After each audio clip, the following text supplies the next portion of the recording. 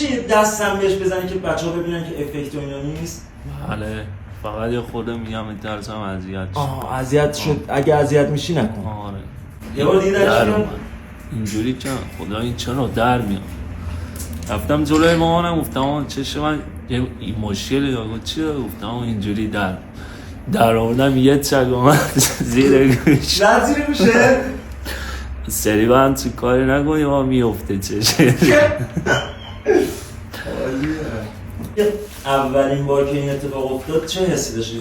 تجربه نکرده خودت؟ چرا من انقدرش بچه بودم با داشت کوچیکم داشتم صحبت میکردم. این ویدیو تازه به اعلان شده بود، اعلان ما رو دیدم. خب آره اینو داشتیم نگاه میکردیم یه دفعه داشت کوچیکم بد خندی، من سمت این خندی یه فشار دیدم زد بیرون چشه. تو رو قرآن چشه زد بیرون. رفتم جلو اینا خدا این چرا اینجوری شد. چند سالت بود؟ فکر کنم 10-12 داشت.